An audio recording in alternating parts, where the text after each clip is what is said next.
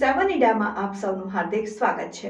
જેતપુરમાં તેડી ધાર આવાસ યોજનામાં મંગળેશ્વર મહાદેવ મંદિરમાં પોઠિયાને મંદિરમાં નુકસાન કરેલ અને દાનપેટી ચોરી ગયાની જાણ પૂજા કરવા આવતા તેમને થતા ઉદ્યોગનગર પોલીસને જાણ કરતા પીઆઈ ઠાકોર સાહેબના માર્ગદર્શનથી પીએસઆઈ મહેતા સાહેબ તેમજ ડી સ્ટાફ સાથે દેડી ધાર આવાસ યોજનામાં મંગળેશ્વર મહાદેવ મંદિરે ઘટના સ્થળે તાત્કાલિક પહોંચી આગળની કાર્યવાહી હાથ ધરી। રિપોર્ટર યુનુસ ગોરી, ન્યૂઝ 7 ઇન્ડિયા। પ્રભાશંકર કનૈયા રહેવાનું હા દેડીન ધારે દેડીન ધાર ક્યાં આવ્યું?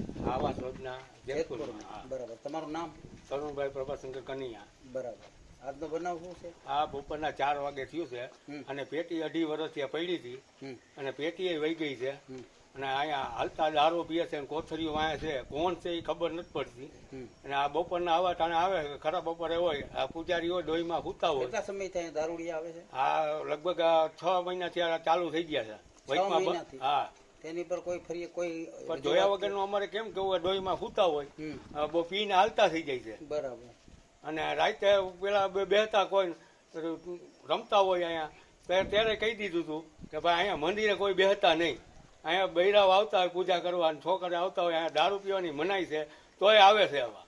અહીંયા દારૂ પીવે આવી? હા, પાછળ દારૂ પીએ છે મંદિરની પાછળ? હા, બરાબર। અત્યારે શું બનાવ?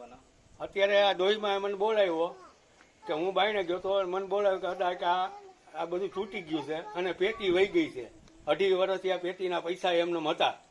ઘણા પબ્લિક આવે છે પૂજા કરવા ધરે છે બધાય। તમને કોઈ ઉપર શંકા કરી? શંકાના અમારે શંકા નથી, કોણ આવે છે એ ખબર નથી।